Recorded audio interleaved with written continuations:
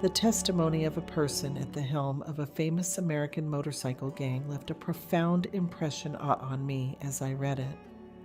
I'm Charlotte, and I warmly invite you to subscribe to the channel and make yourself comfortable, because this story promises to be one of the most beautiful you'll ever hear. Happy listening. I had a painful realization that my life was not following the path of a role model.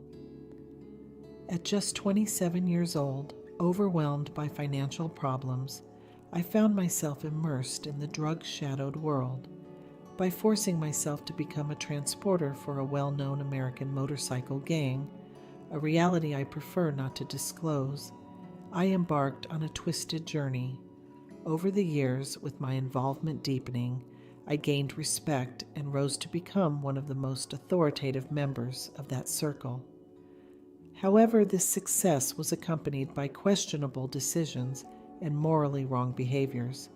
I found myself involved in episodes of violence, threatened defenseless people, and committed harmful actions such as car arson and animal poisoning.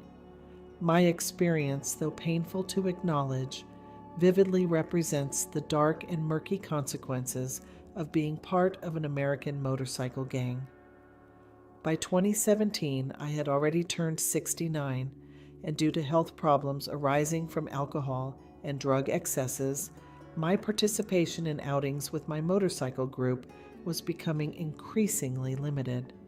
I recognized that the passing years, marked by a life of excess and recklessness, were inexorably diminishing my ability to fully enjoy those activities. It was evident that aging brings inevitable changes, and I had to face this reality.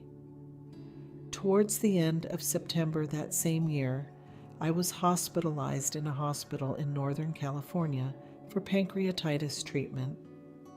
I lay alone in an empty hospital room, wondering if this was how the end of my story would come, alone among strangers, with no one on the other end of the phone. Obviously, none of my family members cared about me anymore.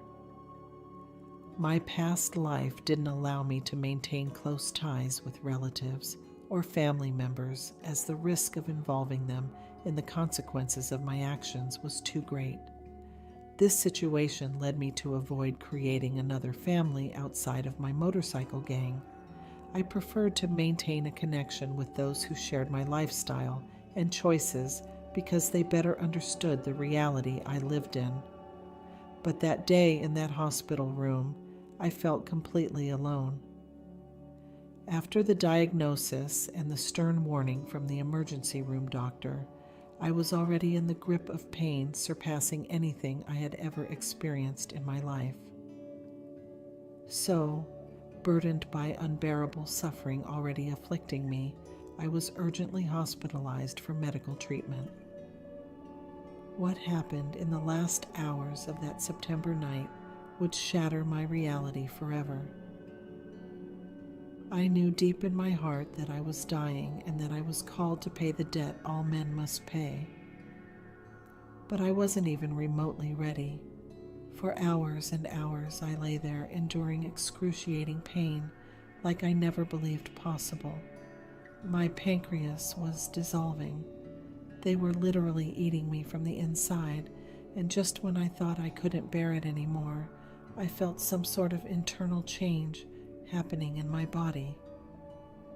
I closed my eyes and shuddered. It surprised me, and when I opened my eyes, I realized I couldn't see. There was a dark blot covering my sight, so I began peeling away what felt hardened, removing the wax from my left eye. It felt like peeling off a layer of onion. It seemed like everything cleared up, but my vision was completely blurry, and I began to hear footsteps scrambling around me. Trying to stay calm, I quickly ripped off the layers from my right eye, all the while wondering what was happening in the world, but my stomach was bursting with butterflies, telling me something was terribly wrong. Anticipating the unknown, I was paralyzed with fear as my vision began to clear, and what surrounded me came into focus. I found myself on the outskirts of a sea of people running back and forth like wild savages, striking each other with a variety of different weapons.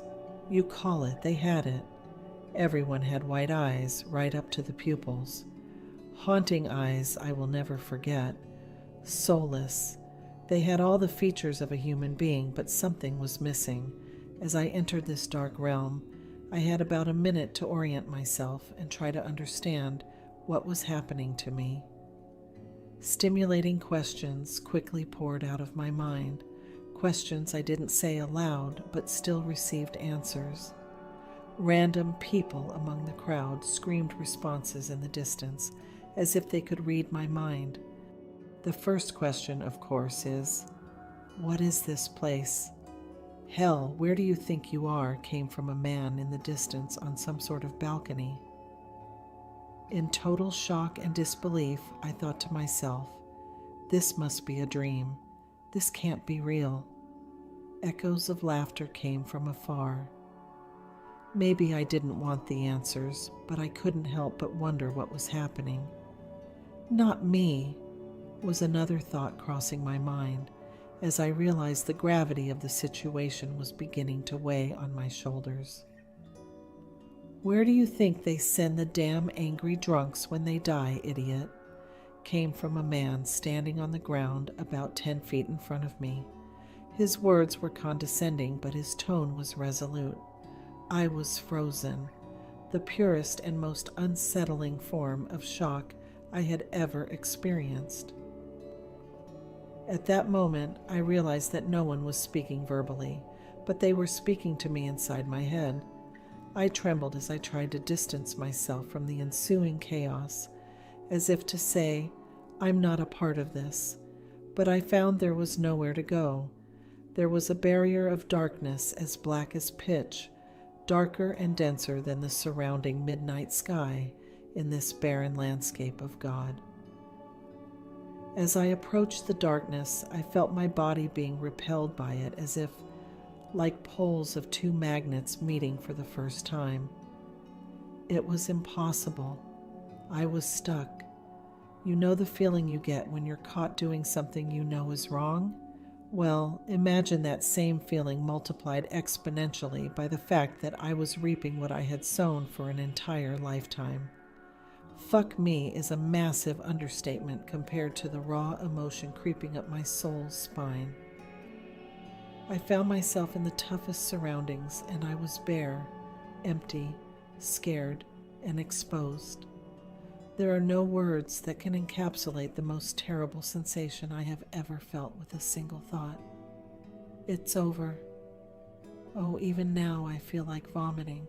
Not only will I never see my loved ones again, but the God I have loved all my life doesn't want me. My lifelong belief that I was unworthy was now verified, and just when I thought things couldn't get any worse, they did. The interrogation was over. Now it was time to play for me and my new friends. In the blink of an eye, every piercing white eye turned to me, and menacingly the unruly crowd began to swarm towards me. I knew it was happening, and I wasn't ready for this. For anything, they began the assault with random objects, shoes, shirts, and such, whipping me with what felt like the sting of a wet towel as I pleaded with them. "Not me, please, not me. I don't deserve this." Their sly smiles and mocking laughter only heightened the terror. For them, it was like it was just a game, and this was just the beginning, and they were just getting warmed up. I was surrounded by as many people as could possibly surround you at once, and as far as the eye could see. I ducked and dodged as I ran through the crowd, but the more I ran, the worse things got. It was like a video game. As you move from the first level to the second, the game gets harder and harder. And here, wherever this is, things go from bad to worse with each step. Shoes and shirts turned into sticks and bats. Sticks and bats turned into clubs and pipes. The level of pain obviously increased, but it didn't come close to the pain you would feel being hit by a bat or pipe on Earth. I suppose for this infernal game to continue, it had to be this way. The only thing I could do was gather whatever I could find and start fighting back. The speed at which everyone could move was unheard of.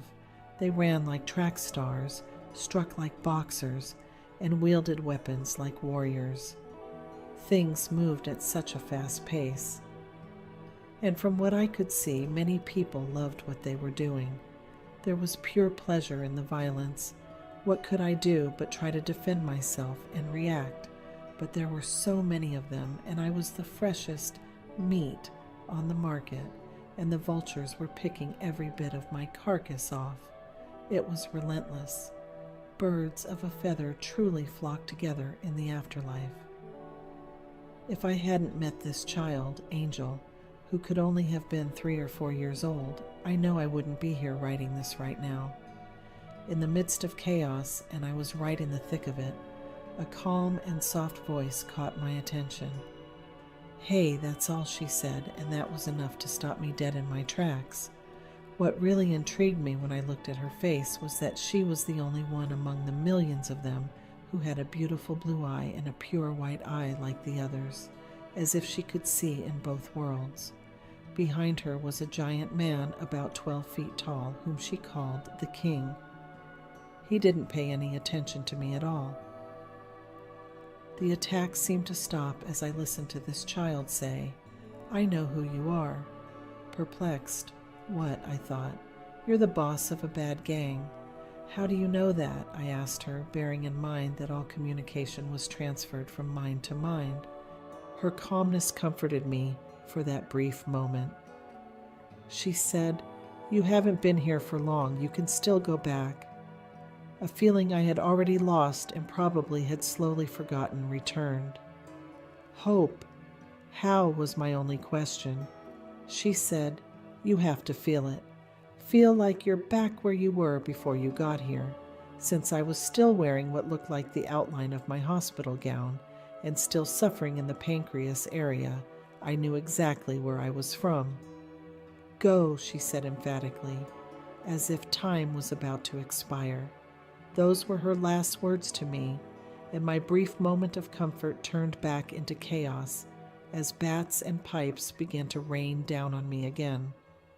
I pushed, shoved, and ran as fast as I could, punching my way through the crowd, craving for the darkness I could see in not so far distance. Nothing and no one would stop me, no matter how hard they tried. And believe me, they were giving it their all. I began to feel the repelling force of the darkness pushing me back as I approached the border. It became so strong that I fell to my knees, struggling against a force I couldn't see, pushing and crawling further and further away, as I was pulled back by what felt like 100 hands scratching and clawing at every inch of my body.